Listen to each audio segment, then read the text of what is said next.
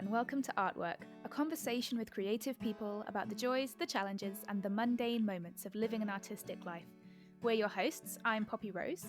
And I'm Brie Robertson. And our artists today are Teija and Jaika from the Berlin-based Latin American European performance collective ABA NAIA.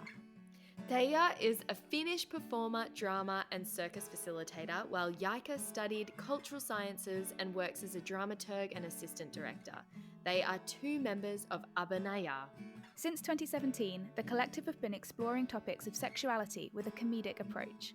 With tools of post-porn clowning, they question gender norms and its expectations, as well as the myths and stereotypes of femininity and desire.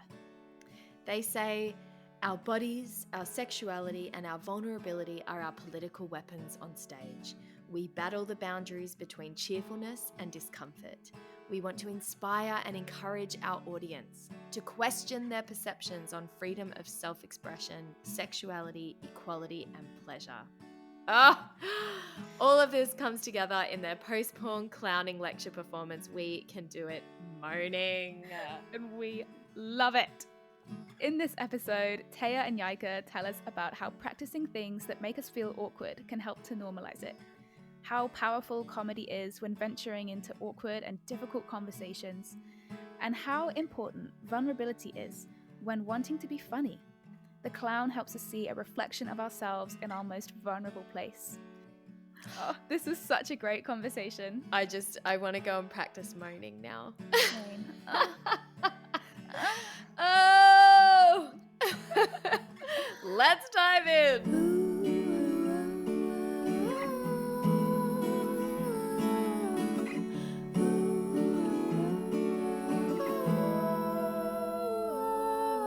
Welcome, Teija and Jaika, to the Artwork podcast. We're so excited to talk to you today. You are from the theatre collective or clowning. How would you describe yourself? Sorry, a theatre collective or? We always say performance collective because performance is just a wider spectrum, Yes. I guess, where you can just put everything like clowning or theater. It just combines it under the title performance collective. How did you guys meet? How did you get to know each other? And what made you decide to stick together and create this collective? Yeah, so it was 4 years ago. Me and Rafaela, we met through a common friend, and then we met with Rafa, and we were planning like, we want to do stuff, and maybe we can show each other when we perform, like building something, being in a rehearsal room together. And then Rafa said, I know another person, Kisi, who is also from Brazil, because Rafa is also from Brazil. She's also doing clowning like you, so maybe she could come also there. And then it really was like we three in the beginning. So we were just rehearsing, and we realized very quickly that there was something very nice in the dynamic, and we had fun, and it was nice to work together. So then we decided to stay together. And then 2 years ago, we got this amazing ad to our collective Jaika, who started to work as a dramaturg. So we really needed a dramaturg. And how you met Kisi? Exactly. I met Kisi, our director, at another theater production that we worked on. And she had, within that process, she had told me about her performance collective. And I always found that, from what she has been telling me, extremely cool. One day she called me and asked me if I could join a rehearsal of you. And that was for the piece, We Can Do It Moaning. Mm-hmm. And she had sent me a couple of recorded showcases of you, and I watched them, and I was very, amazed by your performance. And then I joined the rehearsal space, and it was me alone with the three performers who were just doing their moaning routine, because that piece consists of a large amount of moaning choir, you could say. And I was seduced, basically. And then from that moment, I just continued. And we then developed the piece on a bigger in a bigger show, and I joined the process, and then stuck with you. Yeah, after the process, we really were like, please, Jaika, do you want to be part of us? And she wanted. We And I are really very happy. wanted to. Yeah. Oh, that's wonderful. So, Jaika, I have a question. I'm new to the world of theatre. What is a dramaturg? What is your role? What does it mean? So for me, like work, there are different ways of dramaturgical work, but within the group, within ABA NAIA, I am, because we are a group of four, and we have Rafa and Teija, the two performers, and then Kizi, our director, is also a performer. So for me, my role in this collective as a dramaturg is mainly being an outside eye, looking at the piece, and framing it, I guess, or adding and suggesting moments that I see from the outside. And then there is a lot of um, text work which I do. For We Can Do It Moaning, it's a little bit different, the process, because there is a part where it's spoken word, but most of it is this choreography of sounds, which I cannot contribute very much with text work. I do a lot of research, so it's a combination of researching on a specific topic, bringing all the material together, talking about the material, and then developing something out of it collectively, but also joining the process from an outside and giving suggestions, or this is mostly what I do. Cool. And what about you, Teija? Before ABA NAIA, what was your background coming into this project? Yeah. So my background is quite a lot of variety in it. So I'm from Finland, and in Finland I fell in love with theater when I was 19, and I I played a lot. I worked as an actress. I studied in a private school, but also I studied sociology and social psychology, which is also what I'm really interested in. And then I moved to Berlin 10 years ago, and there I came to the circus world, and then I found a lot about circus. So I started teaching also like circus, and I started clowning, and I got interested in clownery also. So after that, I also studied theater pedagogy. I don't know how to say it in English, like theater facilitation. Yeah, Applied theater. Yeah. yes, applied theater. So basically, my background is I'm performer, I'm theater teacher, circus teacher.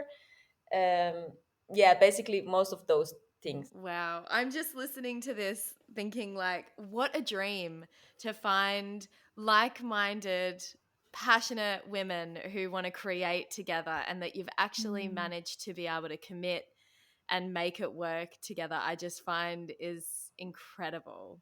Do you have any advice for people who might want to, maybe they have a friend and they always talk like, oh, we should do something, we should make something.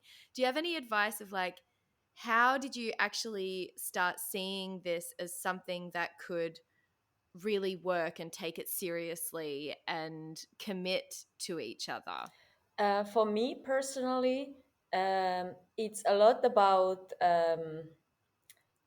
connection. Like it's really about the personal connection between the people. So for me, like ABA NAIA is my family, in good and bad, I would say.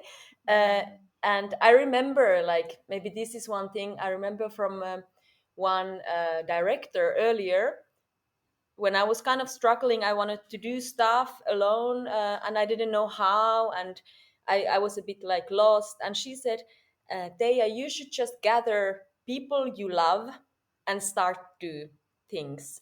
So I think it's very, for me, it's important that the atmosphere is good, that you are able to speak together, be open and transparent, and have fun together. So if you are in a process or in a group where you feel like okay, yeah, this is quite, I like the work, but it's strange, and I don't like the people that much, and it's strange atmosphere, then I guarantee it will be hard, because working in a performing arts fields means a lot of hours spent and a lot of frustration and little money.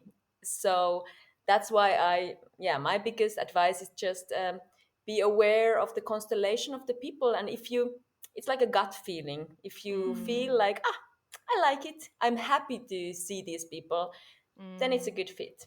Yeah.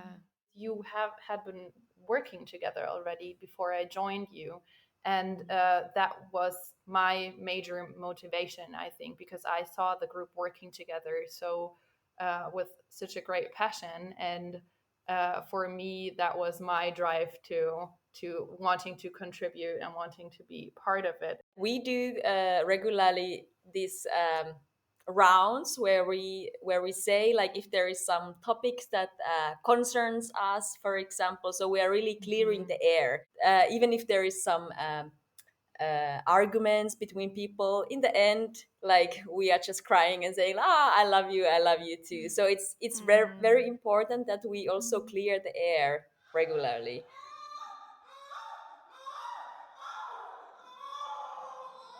So let's talk about what you're exploring with ABA NAIA. There are quite a lot. I would love to hear from your perspective. What are you researching? What are you exploring in your performances with ABA NAIA?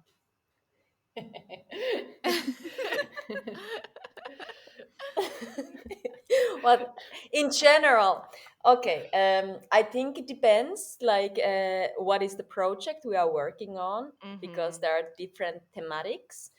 Like, we have this show, We Can Do It Moaning, where we were researching a lot about, we called it post-porn clowning. So we were researching a lot the sound of moaning, but also the connotations of moaning, and about, in general, like, our sexuality, and how we as women, how we can be funny. Because I would say also, we are researching a lot about female comicality.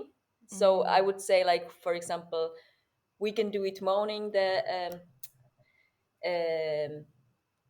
the research was about sound, and about our bodies, and about how to make people laugh and feel awkward at the same time, and how can we use, like, how can we change, like, some pornographic ideas to something different, and how can we produce like comedy through it, but also be political at the same time, and have a message to say, all these things. But then, if we are working on a different project, then maybe the way of working is also a little bit different. Like, now we were working about failure, and it's also, I would say, it's a lot about body when we work, and about also the clowning is always there at somehow, like, female comicality is, I would say, what is there quite often. What have you found in your research about female comicality? Because I can imagine, like, just from my perspective, I'm interested to know, like, how you got to this point of feeling free to express yourself in this way. But when I grew up in quite a conservative family, and any time I was a bit like, meh, or, made a crude joke or talked about sex in a way that wasn't ladylike, I was immediately like, Brianna, that's not ladylike. We don't talk like this. And so, what have you discovered in your research about female comicality, and how empowering is it for women to be able to make these jokes and talk about these issues in, like, a fun way? I would say that the stage and theater itself is a place of exaggeration and overly, I have to find the word in English, überspitzt, over the top, or like, that's not quite fitting, but yeah. So theater and the stage is or are the places where you have you choose a theme, a topic, and then you visualize it and you add text, music, light to it. So you take a tiny topic and you exaggerate that topic. We chose the topic of pornographic sounds of sexual it is copulatory vocalization, right? The sounds that we chose, so very restricted and closeted sounds, and we put them on a stage and just with a very we put them on the stage very, very loud. And that was something, when I heard it the first time, I was shocked but so inspired by it. And this is what made me extremely uncomfortable for the first 3 minutes, and then I was totally hooked and I wanted to see more, and it was hilarious. So this is something you I guess how we find the humor and the comedic aspects. We take something super small and closeted, and then we put it on the stage and then let it bloom. I don't know how you let it explode in that case, because moaning is a thing where we get very close to the climax and then we drop it and then we go back again. It's very funny. Yeah. Oh my God. And maybe also, like, for your question, first of all, it is really empowering. I can say it as a performer. And also, like, for example, my journey, I wasn't that comfortable in the beginning. Like, it's more or less like 4 years ago when we started already working with this moaning, like, at just only to make the sound, I felt like, oh, this is, I felt like shy. So, and but then, now if you would see, I can moan anywhere. So it's also like I can moan on the streets or wherever, and so it's also empowering in that way. But also the feeling, because it's so interesting, because in a way, moaning is just a sound, but it's a sound that has so many meanings, so many connotations. I can play with it. I can manipulate other people, or I can like make other people feeling awkward or horny, or I can feel all these things also. So it's so simple and so fruitful in a way. So it is really interesting, and I would say in the moment when you get comfortable with it, it is really strong feeling and empowering feeling to be on the stage, and also to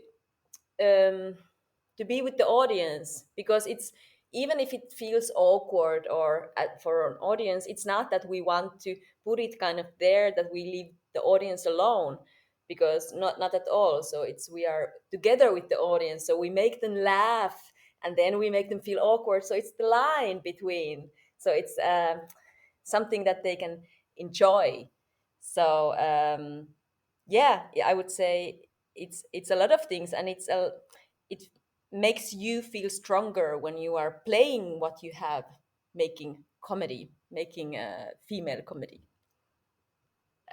We also, I think, especially with this long process of moaning and advertising it and showcasing it on a stage, we completely forget that it could be awkward. And then we realize with the connection with the audience and with feedbacks that we did create with this show, a very putting something very private on the stage, but then inviting people to it, and not, it is provocative, and at the same time it's very you get so comfortable with it after a while, and that's extremely interesting.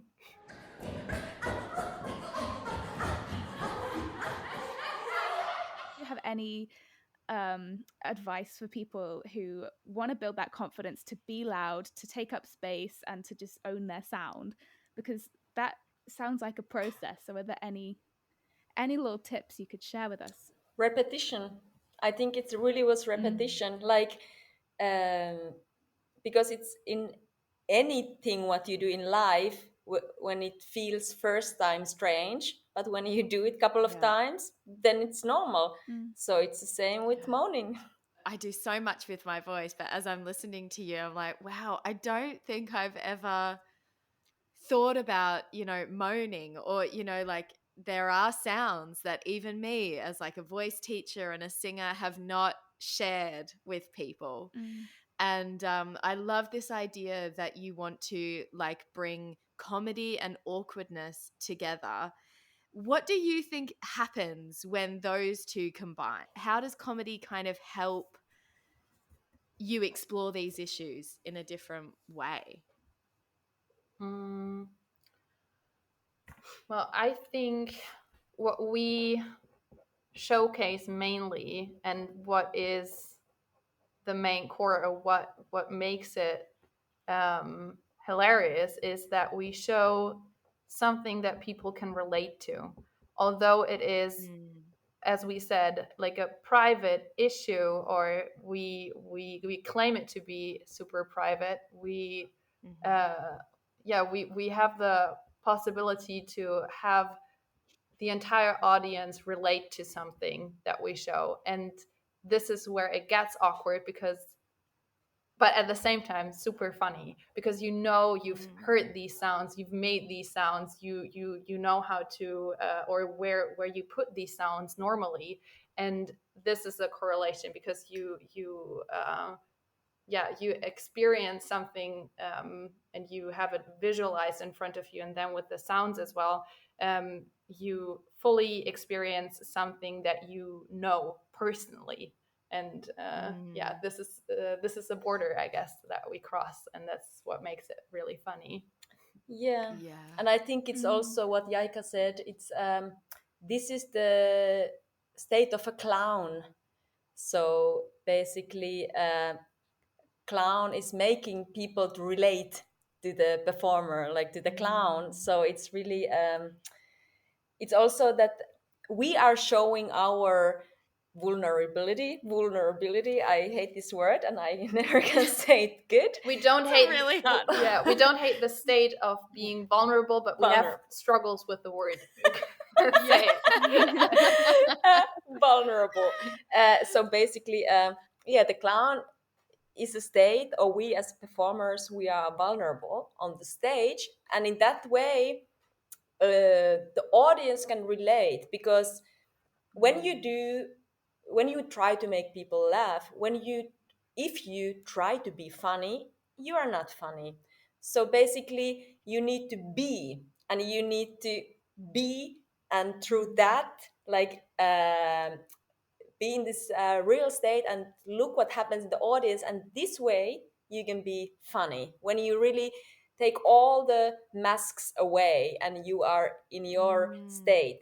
So it is very hard, but when it works, it's really fun. So I think this is also what is the power of comedy, that, or Mm. like the clown especially, like that it's, then it's really real. The clown is showing the society, it's kind of holding the mirror, Mm. like this is you also, but I'm showing it now on the stage.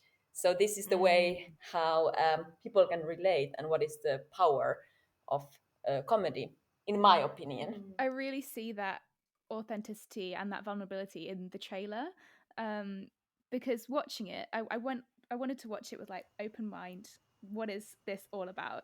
But I think being British and being a woman and this culture of prim, proper, moaning stays private, and all of that, and watching you guys just be, and I could literally see you with, without all of these societal masks on, like you said.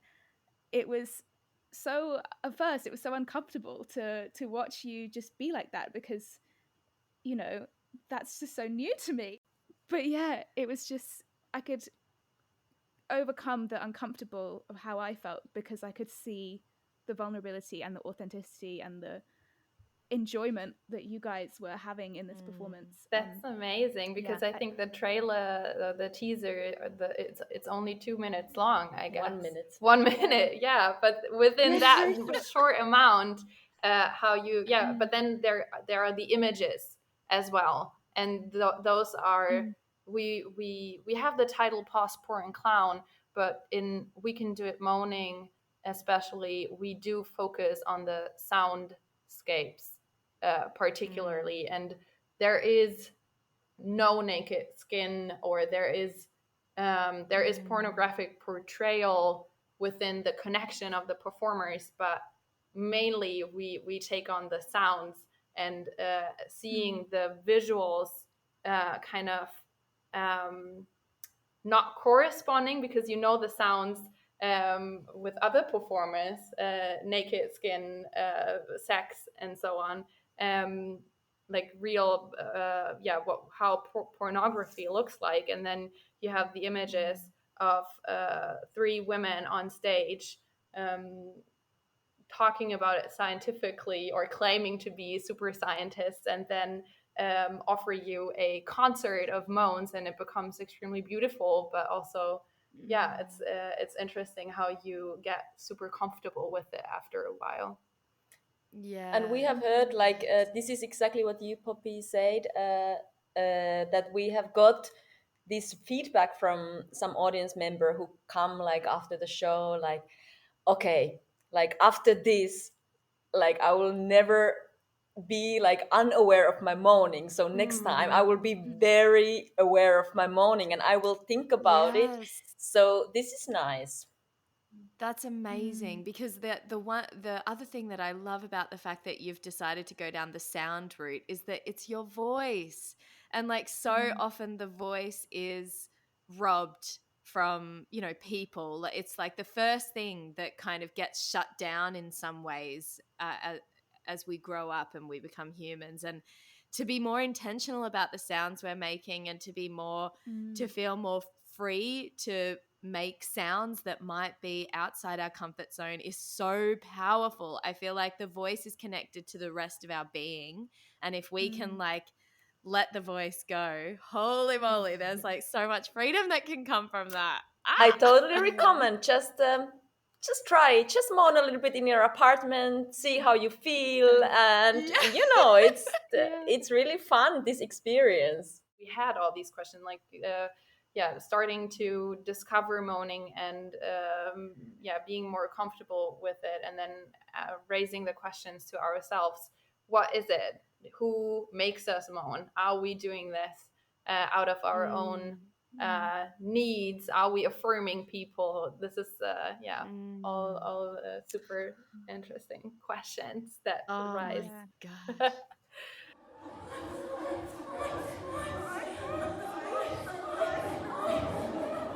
I love all the language that you use to describe your pieces, because they are quite abstract concepts.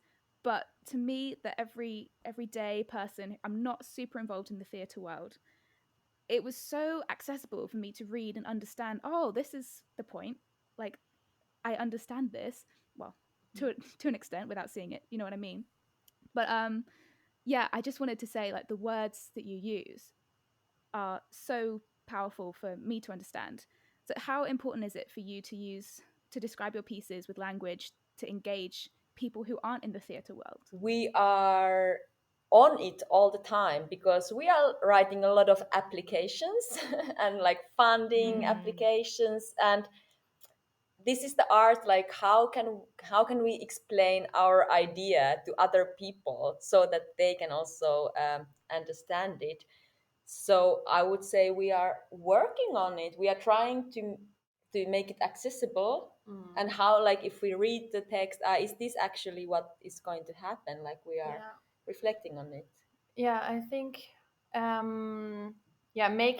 making what we put on stage accessible, or I would more frame it as an invitation, probably. Yeah, without giving in a major spoiler of describing it piece by piece, or like very small definitions of what you see on stage. We try to invite people, and this is where we have to find words for everyone to get access to what we do. So We Can Do It Moaning is a post-porn clowning lecture performance created by ABA NAIA. The 65-minute-long performance adds to contemporary feminist discourses, challenges current pornographic soundscapes, and dares to introduce potential post-pornographic sounds. But should we not use the mouth only for eating? So, at the moment we begin to use the mouth to kiss or to moan, are we talking about a perversion? We Can Do It Moaning is a rebellion against patriarchal structures. Through the performative examination of moaning, the audience is invited to a dialogue between science and post-porn soundscape. 90% is invented and only 10% is a lie. The performance starts with a lecture in which 3 performers present their scientific research on female copulatory vocalization. The rational and scientific character of the lecture is being interrupted, and it transforms into a moaning sound installation, leaving the audience with the power of female tones which take over and make things move. It gets dirty, it gets messy, it gets hilarious, it gets awkward, it gets physical, it gets sexual, it stays complicated. Oh, that is fantastic. Okay. Yes, what an invitation.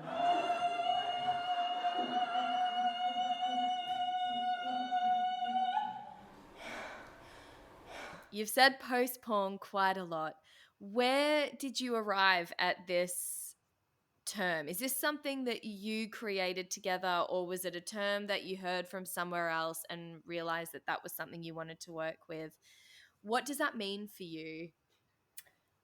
I know that the term, our director, Kisi, she's also a performer, she said that she did once a workshop where, if I remember right, she was working also with moaning, and the teacher said like, the thing what you're doing is kind of like post-porn clowning, and then she was So cool. true. And I think it's kind of if you think the all words together, post porn clowning, uh, what the words mean itself, and then to put them together, it somehow fits like the post porn part also, because we use in our performances like as a resource, we use the imageries or sounds or ideas of pornography and sexuality, and um, we change it, like we use it. So in that way, it's also changing through the process, and it's not anymore porn, and it's also not post porn because that's also a niche, post porn, and it's post porn clowning. So because we take that and we use it in our way, and that's why it comes to the post-porn clowning. It's also super cool to define our genre with that definition, because we are on so many levels. We have the clowning expertise. I was completely introduced to the methods of clowning when I joined the process, or when I joined the collective, and there is dance choreography, there is theater expertise. So combining all of these under the termination, or under the term post-porn clowning, is how we define our collective word and make it a little bit of because we produce in so many different genres, and define our own genre helps us a lot to navigate through the performative world, especially on the stages. Yeah. Yes. I was just thinking that too. That's really powerful that you've been able to find something that you can kind of hold on to as your foundation of what you want to do. That's incredible. And what an amazing definition. I just love it. Post-porn clowning is not so heard those brilliant. 3 words in succession before today. It's And so I love it. unique. Yeah. It's so unique. Where to from here for you? You've got an upcoming show which we'd love to talk to you about, but what else are you dreaming of, hoping for to do with this ABA NAIA collective? So we have produced 2 major performances, which is one that deals with performative failure, and then there is We Can Do It Moaning, which is a soundscape and sound choreography method. And both of these performances are, as I said, methods and trainings for us. So we have produced these 2 performances for development. So we obviously dream of developing them further and developing or training and use the methods that we have that we already rely on, build them up and go further with it and see what comes on the way, what progress it makes, and then staging it in many different ways and see what we can develop out of it, I guess, and make more and different and various production out of the material that we have. Yeah. Plus, Amazing. hopefully, have then the 3rd one and 4th one and 5th one and 6th one, Yeah. like a Yeah. productions. So yeah. And when is your next show? We have 3 shows scheduled in this month at the 28th. Yeah, starting on the 28th, 29th, and 30th of October in the English Theater in Berlin. Yeah. Amazing.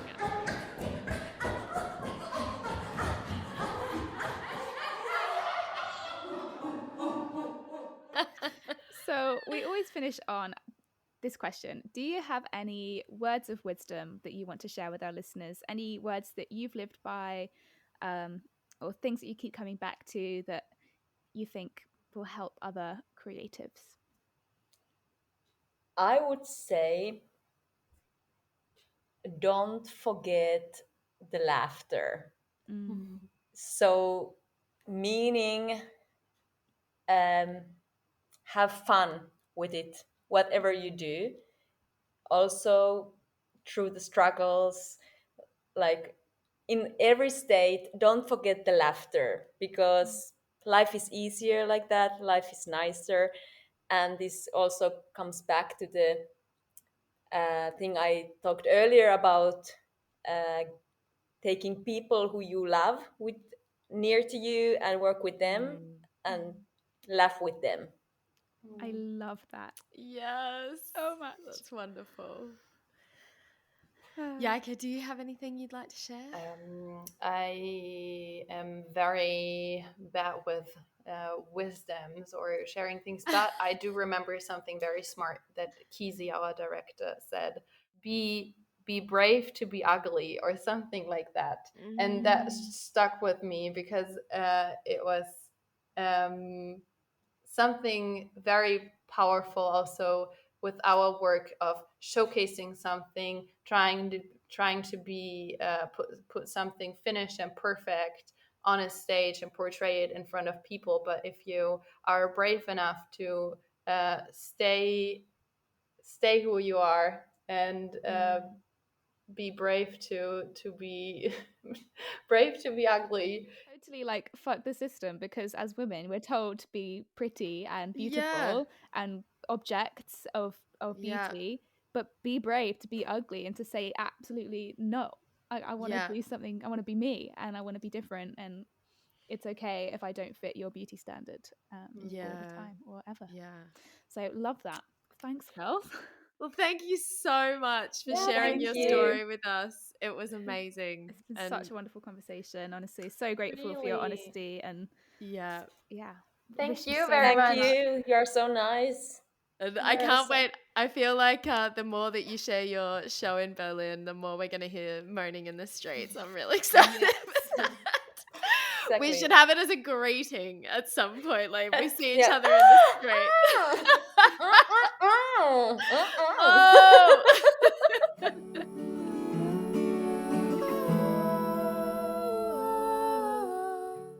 Thank you so much for listening to today's episode. We'd really appreciate it if you would take the time to subscribe to our podcast and review the episode so that more people can find us in the future. Your comments help us pop up on people's suggested podcasts, helping our artist stories reach a wider audience. Podcasts are best shared by word of mouth, so if you know people who might enjoy this episode or the Artwork podcast as a whole, we would love it if you told them all about it. And if you'd like to be a part of the artwork conversation, we would love to invite you to join our Artwork Community Facebook group, where you can connect with the artists we've featured on the podcast and share your art with a like-minded community. You can find the link in the show notes, as well as all the links to today's artists. Follow us on Instagram and Facebook at art.workconversation. And stay tuned for our next inspiring episode. Bye! Bye!